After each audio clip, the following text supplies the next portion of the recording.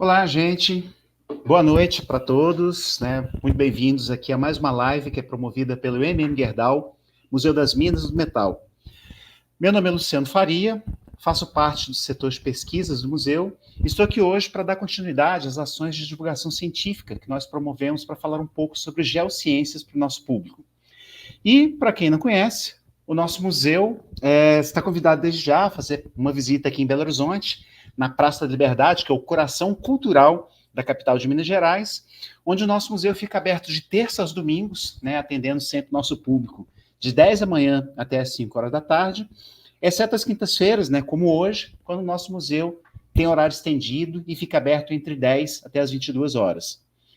Já deixo aí também o convite, né, para que vocês conheçam nossas mídias, né, vai aparecer agora e também no final, o nosso arroba, que é o arroba mmgerdau, né, tudo junto mesmo assim, para vocês nos procurarem nas nossas mídias, né, Instagram e Facebook, e também vai aparecer daqui a pouco, e no final, o nosso site, né, para que vocês possam conhecer um pouco, né, sobre a nossa programação e explorar aquilo que a gente está oferecendo para o nosso público. Né, o nosso site, que é o www.mmgerdau.org.br. E hoje, nossa live, nós vamos tratar de uma comemoração bastante importante do ano de 2024, que é quando nós celebramos 190 anos de chegada de Peter Lund a Minas Gerais. Isso porque no ano de 1834, né, depois de ter viajado mais de 1.500 quilômetros em lombo de mulas, né, Peter Wilhelm Lund, ou Peter Wilhelm Lund, um naturalista dinamarquês, chega em Minas Gerais para contribuir de forma notável com o conhecimento científico mundial. Né, o que eram desdobramentos talvez imprevistos, né, e coincidências inesperadas acabaram por culminar, né, no nascimento de pelo menos duas ciências no território nacional, que é a paleontologia e a espeleologia. E este fato histórico, né, mudou para sempre a forma de como nós passamos a entender o desenvolvimento de ciências no interior do Brasil, né, aqui no nosso país. E hoje não estou sozinho, né, para falar sobre Lund, e para isso eu convidei aqui dois especialistas para uma conversa. Então, dou boa noite ao Augusto Auler. Boa noite, Augusto. Boa noite a todos, boa noite, Luciano. Um prazer estar aqui com vocês. Que bom. O Augusto Auler, que é graduado em Geologia pela UFMG, Universidade Federal de Minas Gerais, é doutor em Geografia Física e Geocronologia e desempenha pesquisas em regiões kársticas, né, aquelas regiões onde se desenvolvem cavernas, e estuda também a hidrogeologia, geocronologia, geomorfologia, paleoclima e realiza colaborações com diversas universidades do Brasil e do mundo. O Auler também é um dos fundadores de organizações como o Grupo Bambuí de Pesquisas Espeleológicas e o Instituto do Castro. E trazemos aqui também o professor Antoniel Fernandes. Boa noite, Antoniel. Olá, Luciano. Boa noite, pessoal. Boa noite, aula. Agradeço imensamente o convite em nome da Opinião. Nós é que agradecemos. Bom, o professor Antoniel, que é geógrafo, é mestre e doutor em geografia e é professor adjunto 1 e professor permanente do Departamento de Geografia e Biologia da PUC Minas. Ele é membro fundador do Opinião, Grupo de Estudos Espeleológicos, o OGRI, e já trabalhou em diversas empresas e órgãos governamentais ligados ao meio ambiente. Ele atua principalmente nessas empresas e atualmente na PUC, né, com conhecimentos ligados à geografia física, né, áreas protegidas e análise espacial. E antes de a gente começar a nossa conversa, né, eu queria apenas lembrar que o Gerdau, Museu das Minas do Metal, é financiado via Lei Federal de Incentivo à Cultura e tem o patrocínio e apoio da Gerdau, o apoio da CBMM. Bom, gente, e só para a gente começar a nossa conversa aqui, eu fiz um pequeno alinhamento, né, de um breve histórico, né, na verdade uma linha do tempo mesmo, bem resumida, para a gente poder entender melhor, né, quem foi esse grande personagem da ciência brasileira, o Peter Lund, que trouxe, né, da Europa uma imensa bagagem de conhecimento científico que passa, né, a estudar as cavernas daqui do nosso território. Para isso, então, eu vou começar a compartilhar uma pequena apresentação. Vamos lá. Então, de novo, né, o título da nossa conversa aí hoje é Peter Lund em Minas Gerais, 190 anos de descoberta, comemorando então sua chegada em 1934. E aqui eu trago uma linha do tempo, né, só para aqueles que talvez nunca tenham ouvido falar de Lund, possam entender melhor um pouco aí desde a sua chegada, né, até o seu falecimento e alguns dos desdobramentos da sua passagem por Minas Gerais. Então, de novo, né, Peter Wilhelm Lund, né, um dinamarquês que nasce em Copenhague, na Dinamarca, em 1801. Ele era filho de importantes pessoas ligadas a comércio na Dinamarca. Então, ele já tinha aí, né, uma certa herança que ele recebe para poder dar andamento aos seus trabalhos aqui no Brasil. Em 1824, incentivado pela família, né, o Lund se forma em medicina, mas sempre teve, né, um olhar especial para a vida natural, né, para os animais e seres vivos que o cercavam na Europa. Aconselhado por médicos, né, buscando uma boa aclimatação, Lund vem para os trópicos, né, Lund vem para o Brasil.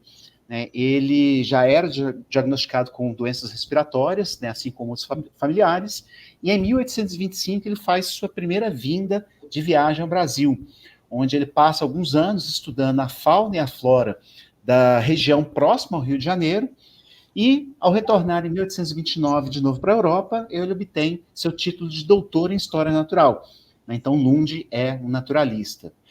Em 1833, né, pela paixão que ele vê nascer pelo Brasil, ele volta, né, mais uma vez, em 1833, e já em 1834, em uma nova expedição, o Lund chega até a província de Minas Gerais. Né? Então, ele chega, vou deixar para os nossos convidados conversar um pouquinho sobre isso. Em 1845, então, olha só, né, um pouco mais de 10 anos depois, aí, Lund já encerra, né, 10 anos, 11 anos de trabalho em cavernas, né, muitos deles publicados em revistas internacionais. E em 1862, né, uma outra data importante, morre aquele que seria o braço direito de Lund, né, que é o Andreas Brandt, um norueguês, que fazia, né, seus desenhos e ajudava nos tratados que ele desenvolvia. E, né, finalmente, né, fechando essa breve linha do tempo, em 1880, vem a falecer em Lagoa Santa, né, lugar onde Lund escolheu para viver. Então, Lund falece em 1880 em Lagoa Santa. E aqui ainda também, rapidamente, né, só para os nossos convidados aqui poderem trabalhar em cima, né, ali em vermelho, né, vocês podem ver qual foi o trajeto de Lund desde o Rio de Janeiro, né, passando por São Paulo até a capital, né, capital São Paulo. Aí ele vai em direção a Goiás, né, só que por alguns problemas ele entra no território de Minas Gerais, chega até Paracatu. Em Curvelo acontece, né, uma das grandes passagens científicas da nossa história.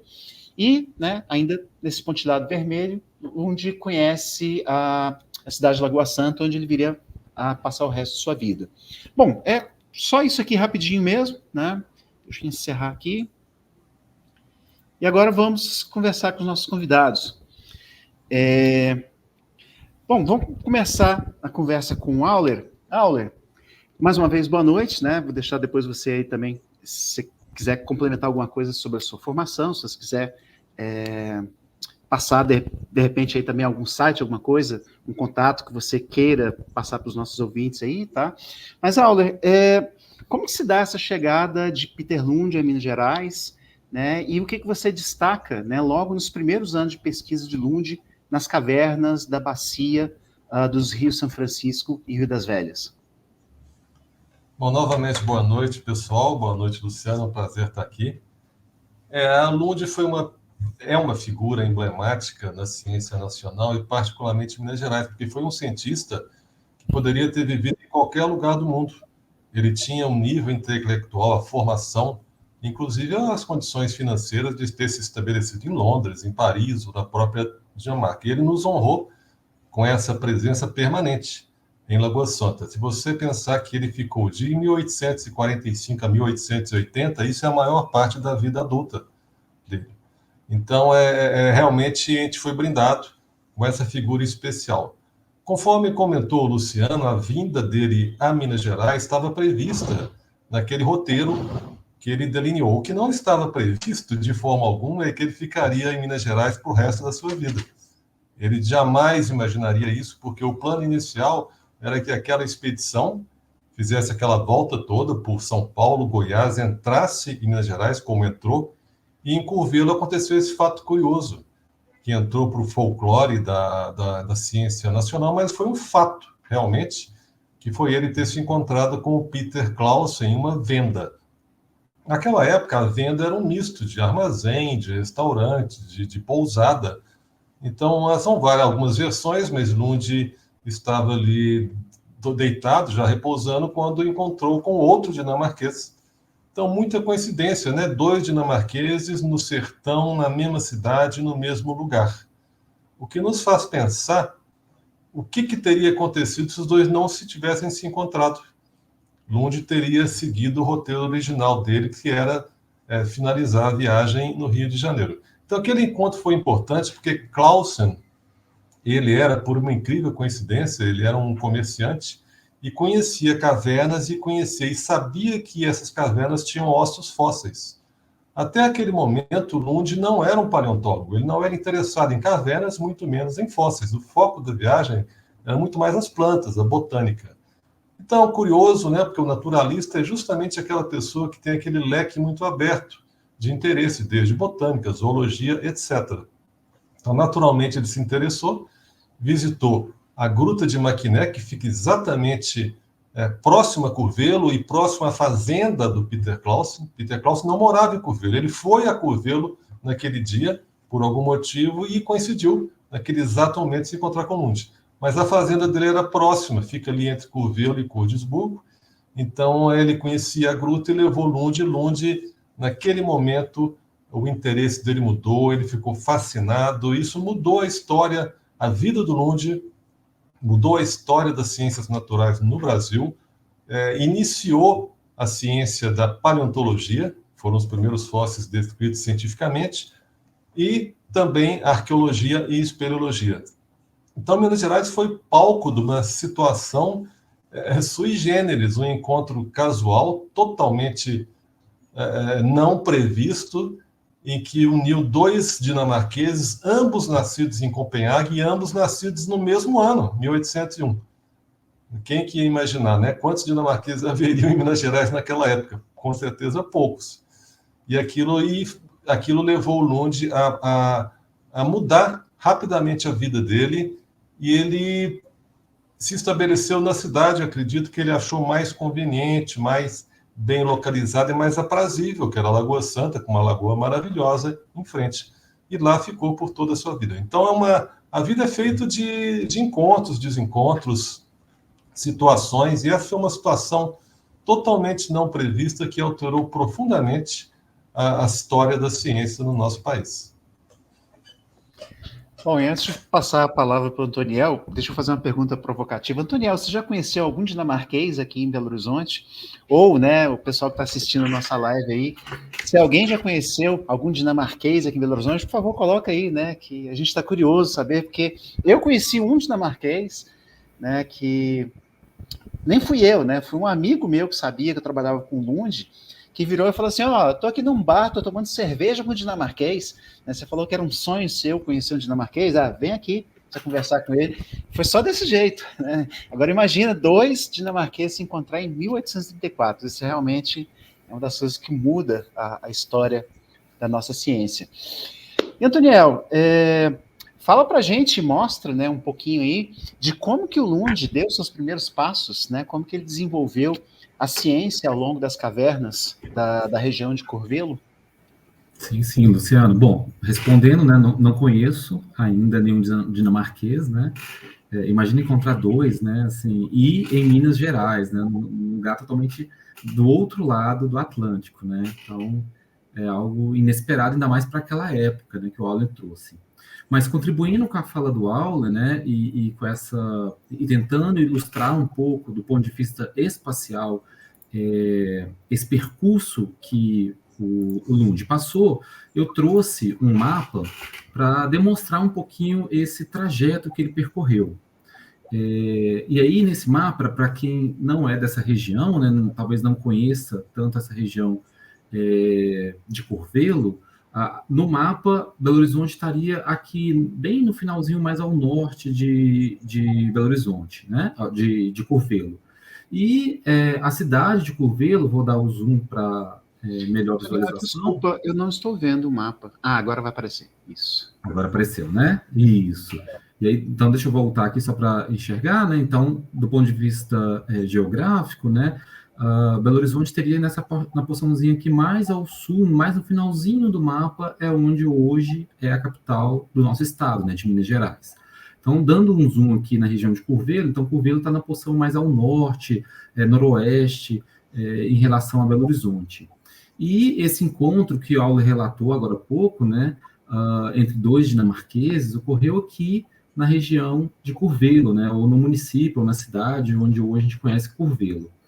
Posteriormente, da conversa desses dois, o Clausen faz um convite para Lund visitá-lo na sua fazenda, que o Auler também menciona, que é a Fazenda Porteirinhas, que está aqui descendo ao sul de Curvelo.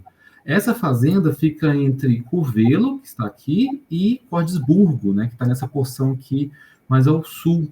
Então, a Fazenda Porteirinhas está aqui. Daí surge o convite para conhecer algumas cavernas na região de Cordesburgo.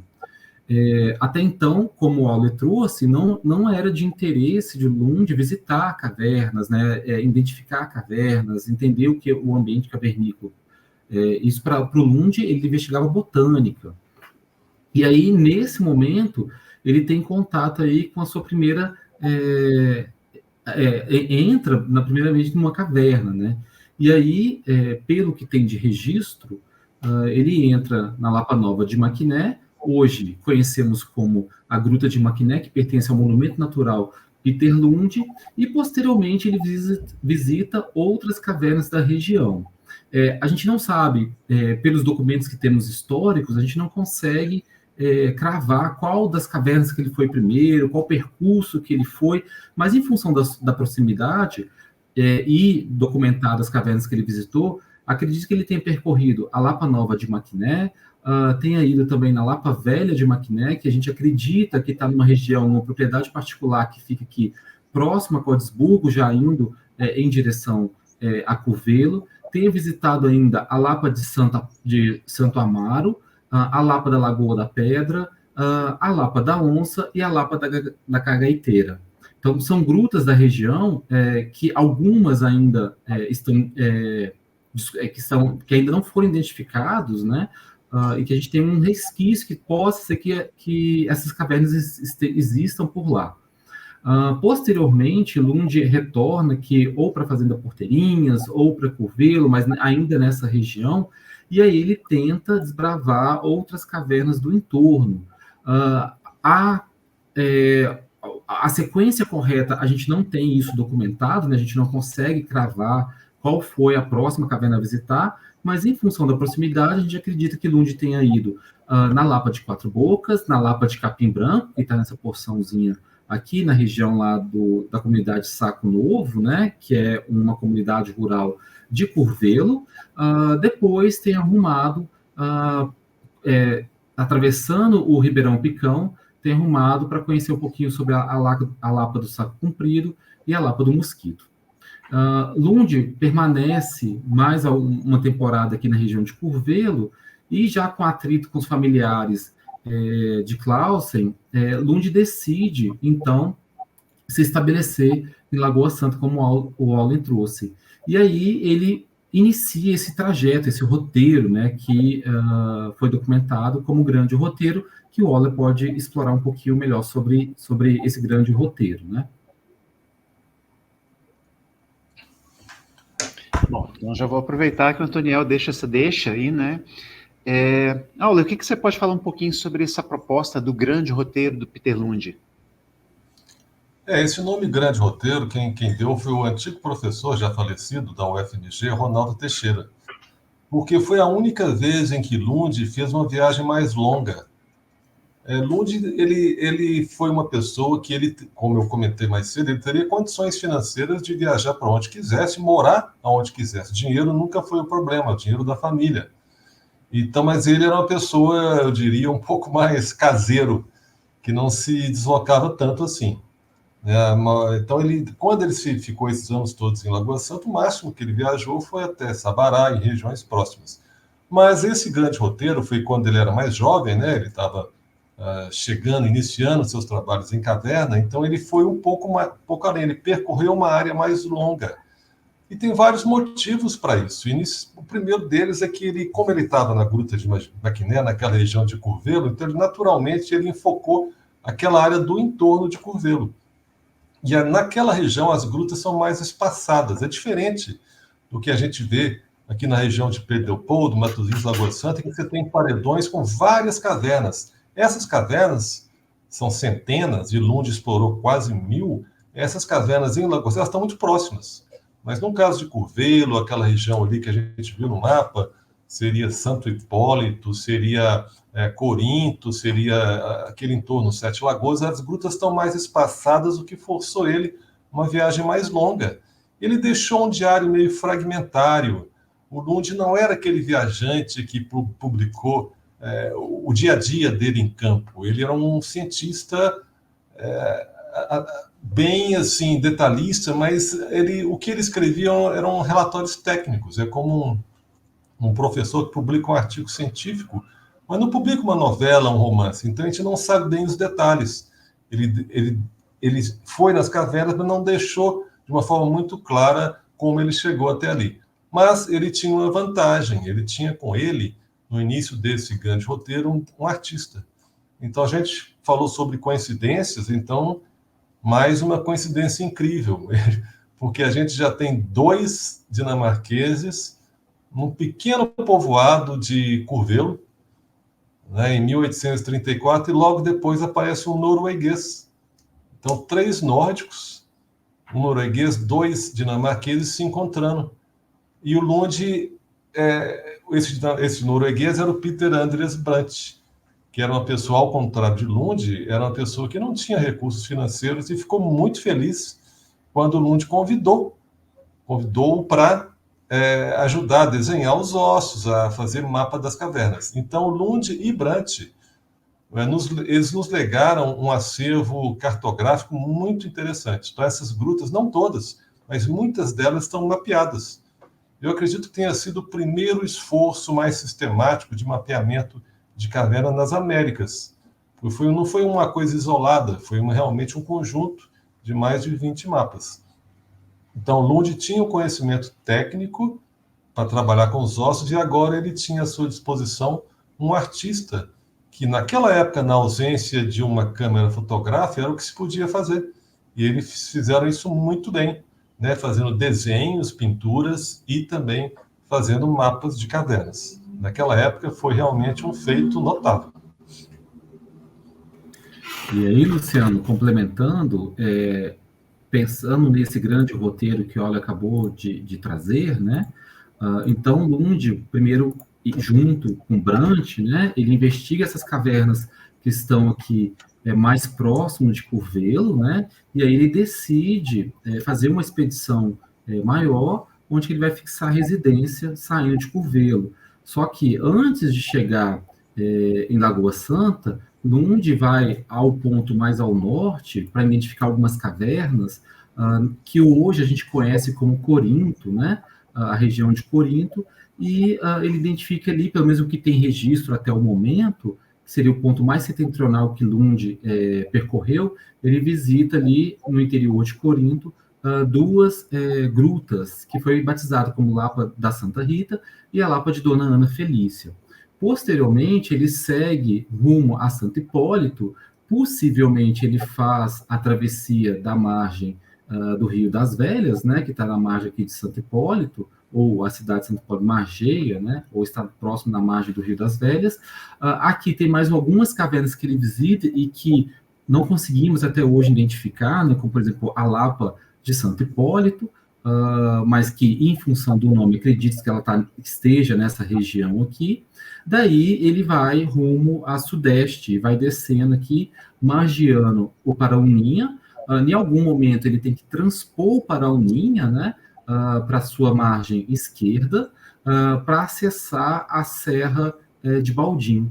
Então, a Serra de Baldim, hoje, no município de Baldim, ele visita aí uma ou outras conjuntos de cavernas, então a Lapa da Forquilha, a Lapa da Lagoa do Rótulo, até rumar ou chegar na região de Lagoa Santa e depois ir visitar a Lapa da Cerca Grande. Então, esse conjunto é o que foi batizado, como o Auler trouxe, que seria o grande roteiro feito por Peter Lund nesse início da trajetória dele pelas as cavernas. Mas, Antoniel, aproveitando que você está com as imagens aí, né, como que a gente pode saber que as cavernas que o Lund descreve, né, são aquelas que foram visitadas pelo projeto? Perfeito, Luciano. Ótima pergunta. Então, a gente tem basicamente 3 conjuntos de informações para a gente poder verificar, atestar se aquela caverna se tratava de uma caverna Lund. A primeira, o que o Auler já trouxe, que são os diários de Lund, né? Mas que esses diários de Lund, eles são muito sintéticos, sem uma análise cronológica de quais grutas ele visitou, sem trazer muitas informações sobre aquela caverna ou sobre aquele ambiente que existia, mas que ele serve de um roteiro para a gente. O outro, que aí a gente já traz uma precisão um pouco melhor sobre a caverna, seria os esboços feitos pelo Brant, e que estão compilados no seu diário, né, de esboços aí, desse grande roteiro que o Brant vai passando. E um terceiro seria as anotações feitas pelos biógrafos, né, do Lund e do Brant, que vai trazer alguns complementos das informações dos possíveis roteiros que ele passou. Então, quando a gente estava investigando sobre para tentar testar se aquela se tratava de uma caverna visitada por Lund, qual que era a nossa preocupação? Primeiro, identificar a caverna, tentar achar qual seria essa caverna.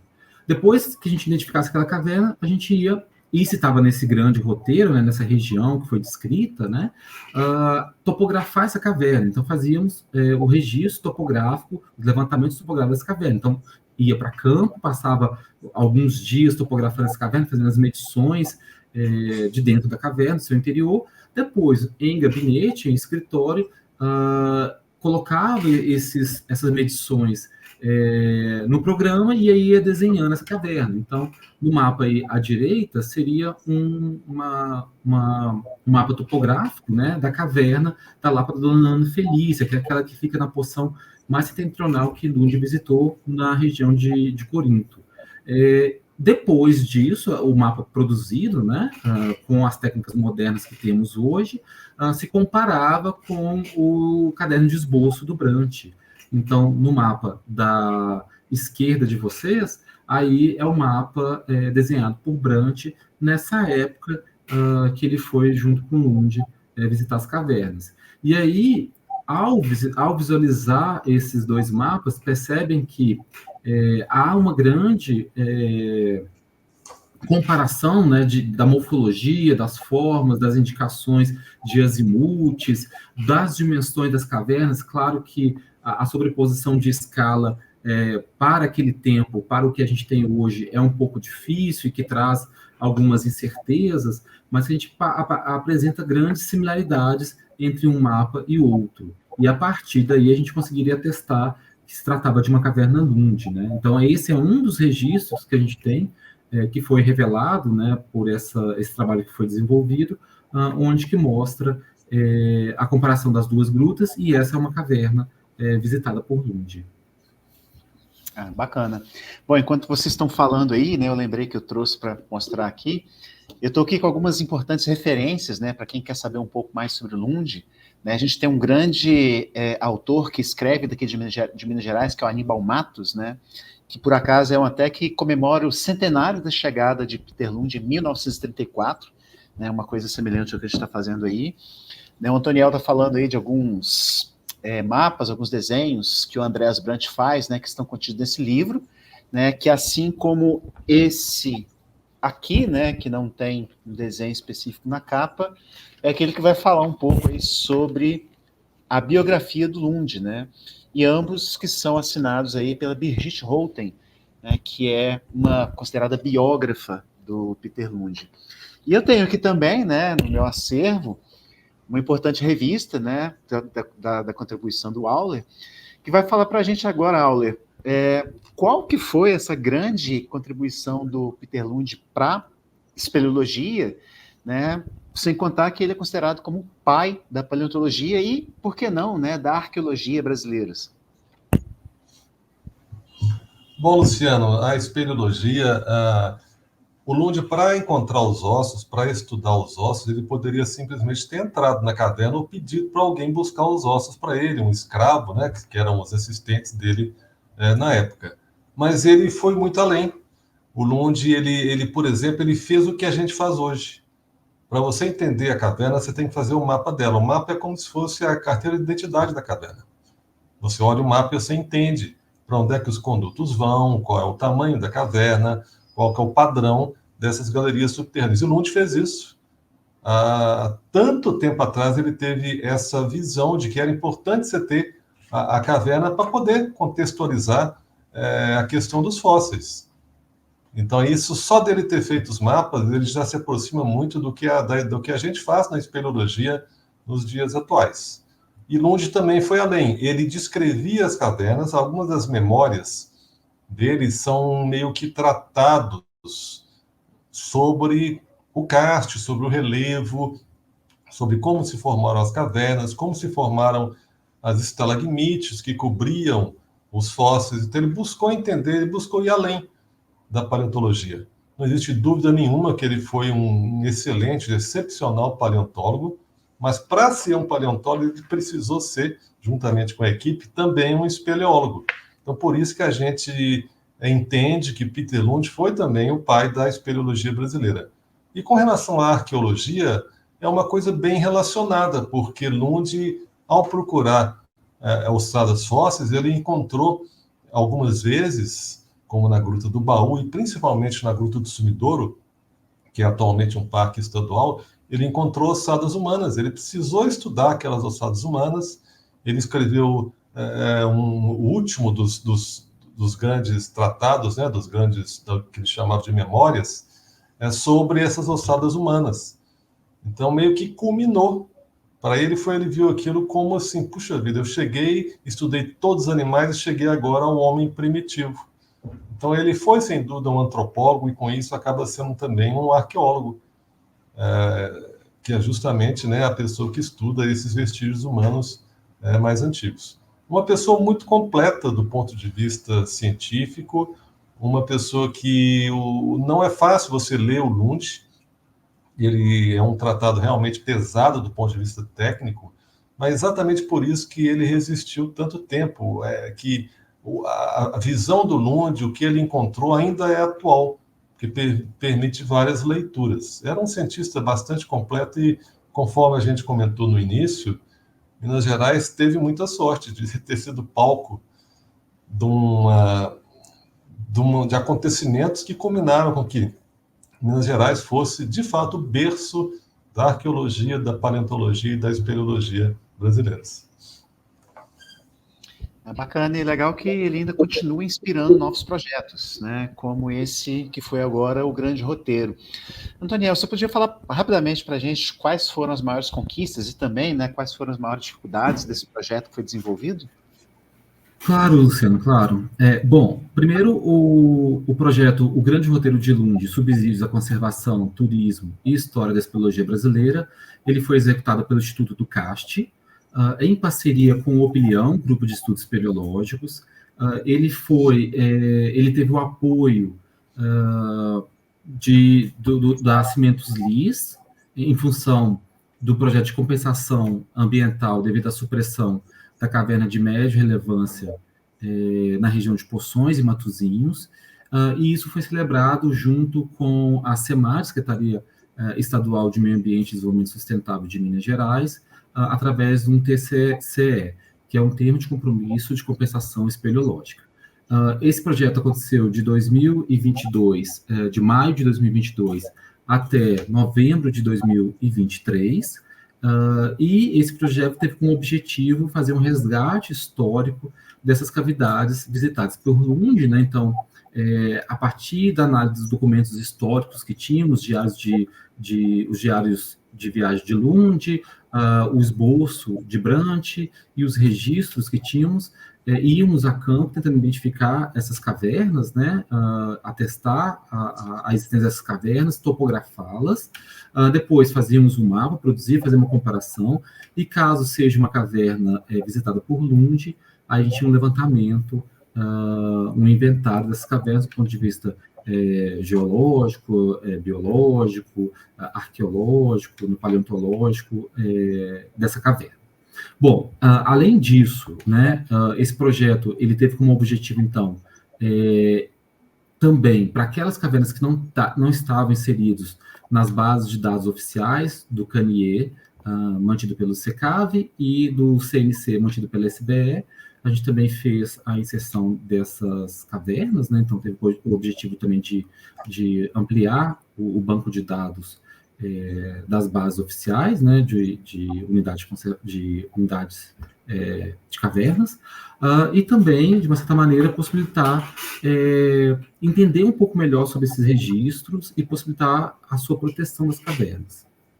Bom, ao longo dos 20 meses de projeto, a gente conseguiu atestar ou identificar, né, 18 cavernas, das 28 cavernas que se tem registro visitadas por Lund nesse grande roteiro, né, isso dá em torno de 65% do total das cavernas, porém, a gente visitou um leque muito maior de cavernas.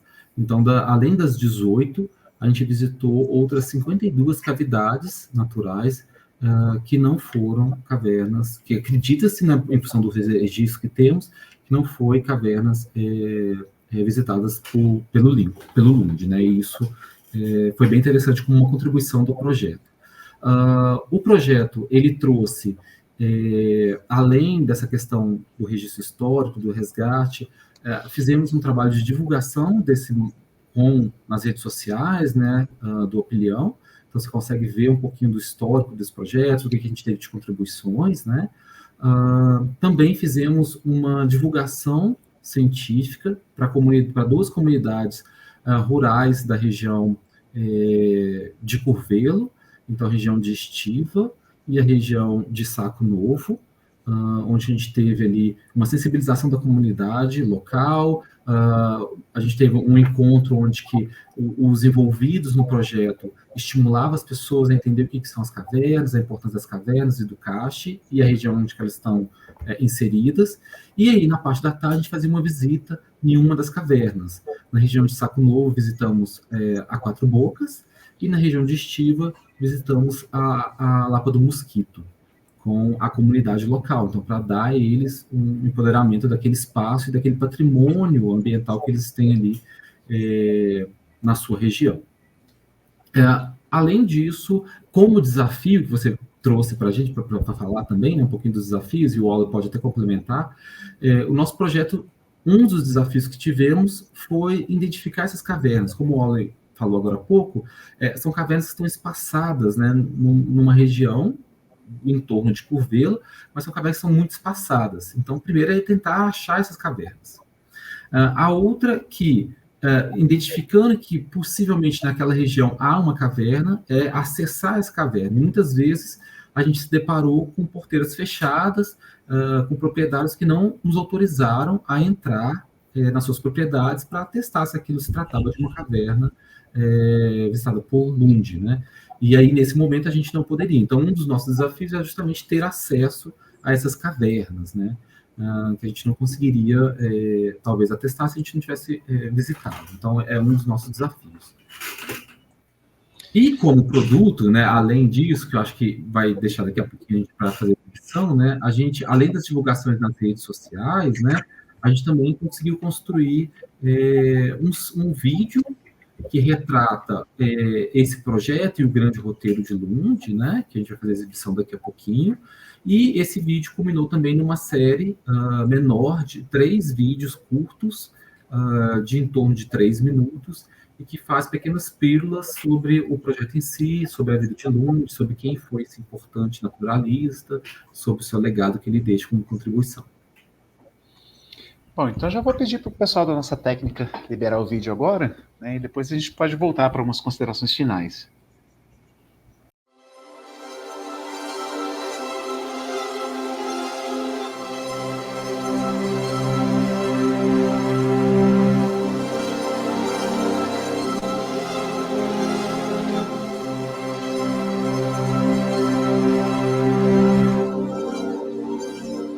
O objetivo do nosso projeto foi compilar as informações sobre o Grande Roteiro, buscar encontrar cavernas adicionais que se encontravam ainda perdidas e elaborar uma síntese sobre o que se conhece a respeito desse período inicial das pesquisas do Peter Lund.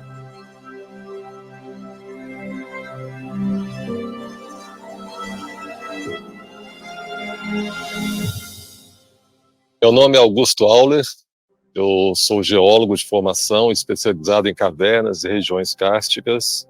Eu me iniciei na espeleologia em 1981. Eu sou Luciano Faria, eu sou químico de formação, mas ao longo de 20, 25 anos eu trabalho com espeleologia. A espeleologia é a ciência que estuda as cavernas. Pegando esse assunto e da minha formação também, eu trabalhei em um doutorado com História da Ciência. Foi quando eu tive um pouco mais de contato com a história e a trajetória científica de Peter Lund.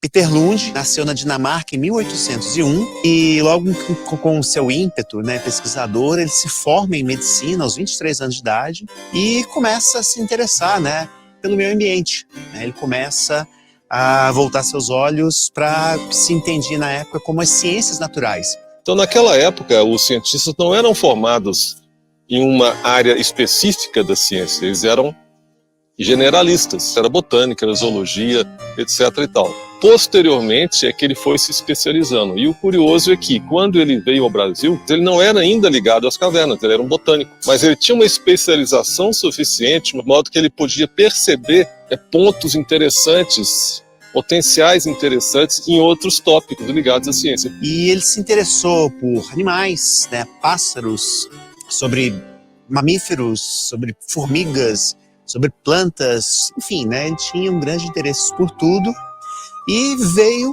em uma das viagens que ele fez, tanto pela Europa quanto pelo restante do mundo, ele veio para o Brasil e aqui ele teve um primeiro contato com as ciências naturais tropicais. Ele gostou muito dessa experiência, ainda mais ele que tinha problemas de respiração, e ele resolve voltar para a Europa, defender um doutorado e mais uma vez vir até o Brasil em 1833, de onde ele nunca mais voltaria para a Europa. A expedição do Lund era uma expedição que compreendia inicialmente, era uma expedição pequena, com 2 europeus e uma série de ajudantes. Então compreendia uma viagem através do Rio de Janeiro, passando pelo interior de São Paulo, entrando um pouco em Goiás. Só que por causa de alguns problemas, imagine, eles tentaram percorrer 3.000 quilômetros em lombos de mula, com cavalos, com tropas. Se hoje em dia isso já é difícil, imagina há quase 200 anos atrás. Mas quando eles estão no interior de São Paulo, eles têm alguns problemas e resolvem abreviar sua viagem passando pelo interior de Minas, principalmente na região do Distrito Aurífero, que é de Ouro Preto, Mariana e Sabará. Só que antes de chegar aqui, nessa região, eles passam por Curvelo e lá existe um encontro daqueles mais improváveis. O Lund, um dinamarquês, encontra com outro dinamarquês, que é o Peter Clausen, e esse Peter Clausen apresenta a Lund as cavernas da região de onde se retirava o salitre. Ele entendeu que seria interessante dar uma olhada. Vamos ver o que esse conterrâneo meu está dizendo sobre cavernas, porque o Lund conhecia pouco de cavernas, ele entendia a importância de ossos fósseis. Então, nesse momento, Clausen convidou o Lund a visitar uma caverna, e essa caverna foi a Gruta de Maquiné. Lund traz para o interior de Minas, a gente pode até falar mais, a gente pode falar que Lund traz para o interior do sertão a metodologia científica. As pessoas não acreditavam que fosse possível desenvolver ciência no sertão, longe de um grande centro urbano.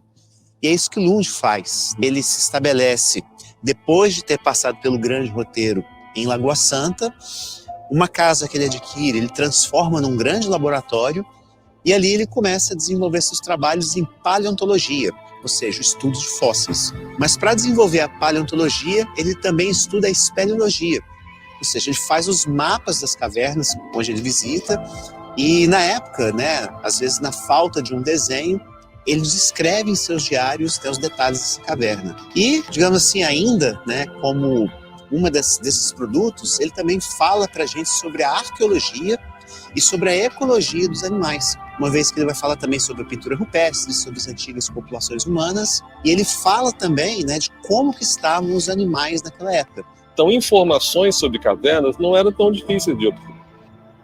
As cavernas exploradas por Salitre foram aquelas que Lund teve a oportunidade de visitar. E quando ele conhece o Peter Clausen e é apresentado a Gruta de Maquiné, de onde se extraíam minerais como salitre, ele começa a se interessar pelos ossos que apareciam e que até então não tinham explicação. Alguns acreditavam em gigantes, alguns tinham lendas bíblicas, e ele viu ali um grande potencial de estudar aqueles ossos que começavam a ser comuns em alguns museus da Europa. Foi assim que ele fez uma transição repentina de botânica para paleontologia das cavernas. Ele tinha um background suficiente para entender a importância daqueles ossos que ele viu pela primeira vez no Brasil. Então Lund empreende várias viagens, né, na Europa, no Brasil, e o grande roteiro de Lund é uma dessas viagens, agora sim pelo interior de Minas Gerais. A partir do momento que ele conhece o Peter Clausen, em 1874, ele vem até Ouro Preto, se despede da sua comitiva e retorna para Curvelo. Quando ele chega em Curvelo, ele conhece Peter Andreas Brant, né, que passa a ser seu companheiro, né, de viagens e um grande desenhista, e eles juntos agora começam a ver as cavernas onde havia a extração de salitre ali por perto. Eles passam perto da Maquiné, Lapa da Lagoa da Pedra, e desse jeito eles vão para norte, sempre procurando essas cavernas onde havia extração de salitre. Muitas dessas cavernas eles deixam registros, ou seja, os mapas que foram possíveis, né, com eles em mãos, de ser comparados no nosso trabalho em campo. Então a gente foi vendo ponto a ponto, local em local, por onde Lund e a sua comitiva científica passou. Ele fez um percurso bem amplo, né, Curvelo, Cordisburgo, Contria, e depois Serra do Cipó, Baldim, Jequitibá, voltando, chegando pela primeira vez, né, se estabelecendo pela primeira vez em Lagoa Santa. Então, essa grande viagem ficou conhecida como o Grande Roteiro. E cada uma dessas cidades tem uma caverna interessante, né? A mais interessante, com certeza, em Cordisburgo, é a Lapa do Maquiné, ou a Lapa Nova do Maquiné, que eu conhecia na época, mas existem outras cavernas, como a Lapa Velha do Maquiné, em Curvelo, a Quatro Bocas, a Capim Branco, Lapa do Mosquito, Lapa de Saco Comprido. Em Corinto, nós temos a Lapa de Dona Ana Felícia, a Lapa de Santa Rita. Do outro lado do Rio das Velhas, a gente tem a Lapa da Vargem Danta, tem o maravilhoso Paredão do Paraúnas, né, onde ele deixa alguns desenhos muito bonitos, e ele começa a vir em direção ao sul, passando por Jequitibá, Baldim, até se estabelecer finalmente em Lagoa Santa, onde ele moraria até sua morte. Eu acho uma história interessante do projeto foi na região de Contria. É uma região isolada em que não se conhecia nenhuma caverna oficialmente, e a gente recebeu a informação que haveriam algumas grutas lá e fomos até lá. Então, no momento que a gente chegou lá, a gente pôde comparar, né, que uma das cavernas, Lapa da Dona Ana Felícia, era exatamente, o mapa estava muito bom, por sinal, o mapa do Brant, conferiu certinho com o mapa que a gente produziu. Então é sempre um prazer você estar revisitando um local quase 200 anos depois e confirmando através do mapa e através das cenas que ele desenhou que se trata da mesma gruta. Eu acho que talvez é um momento de ouro do projeto. Em Baldim a gente tem a Lapa do Curtume, que foi uma dessas que a gente recaracterizou, ou seja, que a gente foi durante esse projeto e confirmou que era uma gruta do Lund. E uma outra interessantíssima é que é a Lapa da Forquilha. A Lapa da Forquilha que em diversos lugares, até mesmo próximo ao teto, você vê marcas de escavação da extração do salitre. E um pouco mais para baixo, encerrando esse projeto, a gente incluiu também a Cerca Grande, essa que já é em Matozinhos, bem próximo de onde ele morou. Algumas cavernas já haviam sido reencontradas, como a Maquiné, como a Lapa do Mosquito, e outras cavernas, né, que ele deixa as descrições, simplesmente desapareceram, não porque elas foram destruídas, né, mas provavelmente porque as propriedades onde elas estavam mudou de nome, né, a própria gruta pode hoje ser conhecido por um grupo de espeleologia, mas por outro nome. Então, nosso objetivo foi tentar resgatar esse caminho, passando nas regiões onde as cavernas estão cadastradas e tentando fazer esse reconhecimento a partir dos mapas que o Lund deixou. De uma forma geral, a gente tem atualmente cerca de mais de 60% das cavernas identificadas, o que a gente considera muito bom. A gente teve a oportunidade de descobrir novas cavernas, mapear novas cavernas, fazer uma descrição geológica, uma descrição paleontológica, biológica sobre essas cavernas, que também é importante, avaliar o potencial turístico e o grau de preservação, a necessidade de proteção dessas cavernas. Então eu considero que ele tenha sido um projeto com resultados muito interessantes. Não foi possível identificar todas as cavernas, mas eu vejo foi a primeira oportunidade momento que a gente conseguiu reunir informações que grupos de espeleologia, como o Grupo Bambuí, como o Opinião, haviam feito de forma mais fragmentária. A gente conseguiu coligir e apresentar uma síntese que representa o estado da arte do que se conhece sobre o Grande Roteiro. O projeto Grande Roteiro Lund trouxe diversos e variados resultados. Além das cavernas que a gente visitou, a gente pôde também trabalhar bastante com a população local. Nós levamos alunos e professores das comunidades de Estiva e de Saco Novo para conhecer essas cavernas. Nós trouxemos para junto da gente o pessoal da Prefeitura de Curvelo, que foi um grande apoiador desse projeto e que puderam vislumbrar diversas possibilidades, além de socioeducativas, de possibilidades futuras de, quem sabe, um turismo ambiental, um turismo educativo, vislumbrativo, e que podem ser, quem sabe, um dia, propostas de ganho para essas populações. Esse projeto, o Grande Roteiro de Peter Lund, faz parte de um termo de compensação ambiental, assinado pela Cimentos Lis, uma indústria de cimentos baseada em Vespasiano, que foi idealizado por nós, pelo grupo, pelo Instituto do Castro, pelo Opilhão, e também o órgão ambiental de Minas Gerais, Supran, CEMAD, e viram com muito entusiasmo o potencial do projeto. Como expectativas do projeto, a gente pode imaginar que as prefeituras, as comunidades locais, elas se interessem mais por saber um pouco da sua história.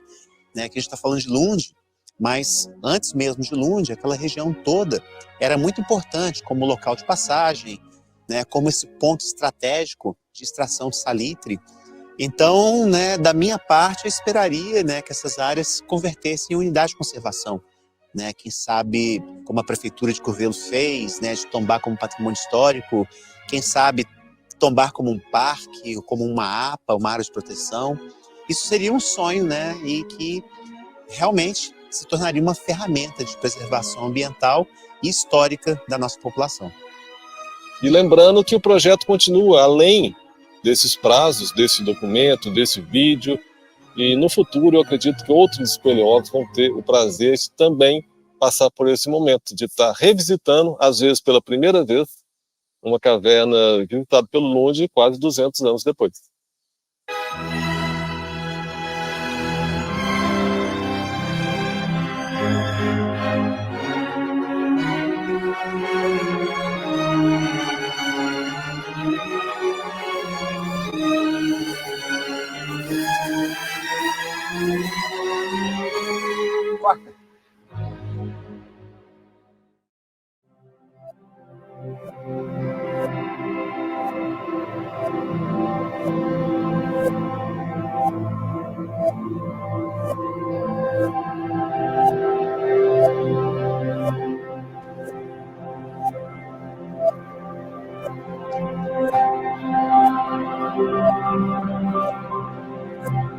Bom, gente, então, enquanto vão passando os créditos aí, só queria mais uma vez agradecer a sua presença, Aura, a sua Antoniel, foi muito bom ter essa conversa com vocês aqui hoje, mas, queria, antes de que vocês se despeçam, de perguntar, e aí, o que falta, para o futuro, o que os futuros pesquisadores precisam fazer para a gente complementar de vez, com esse trabalho e tirar todas essas últimas dúvidas?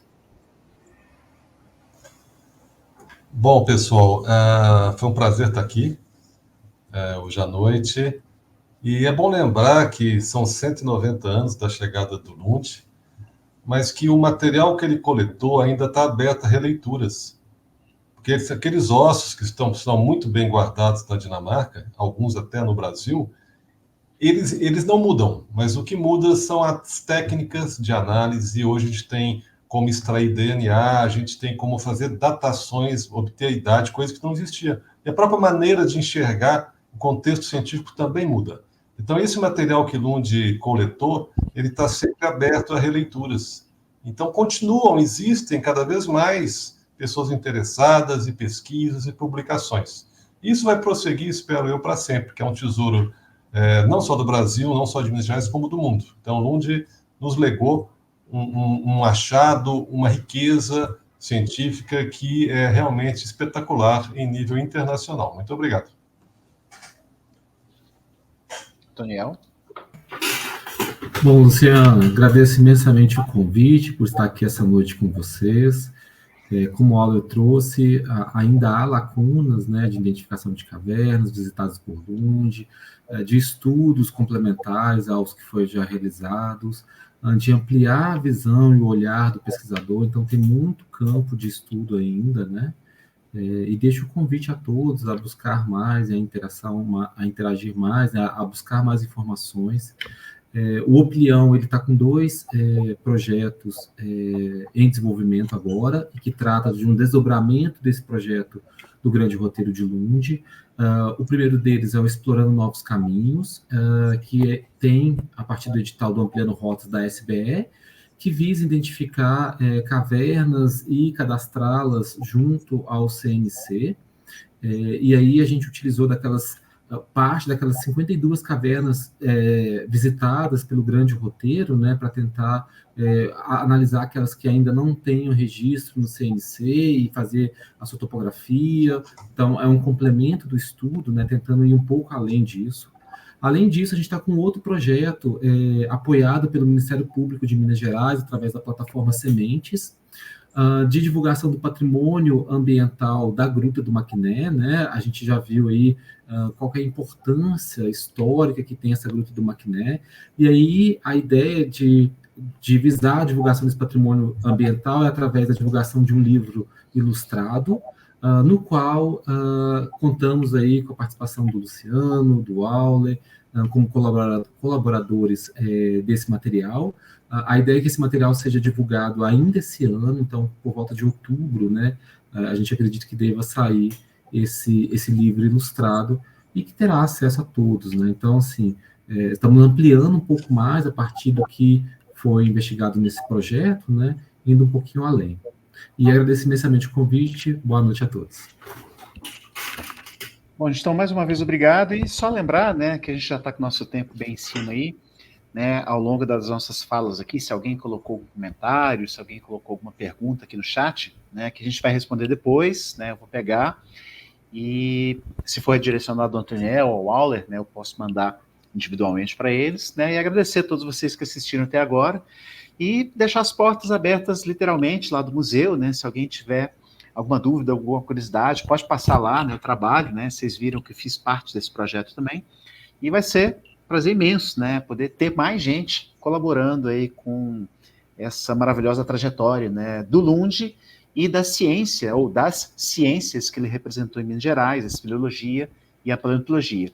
Então, mais uma vez, obrigado e até a próxima. Tchau, tchau, gente. Bye.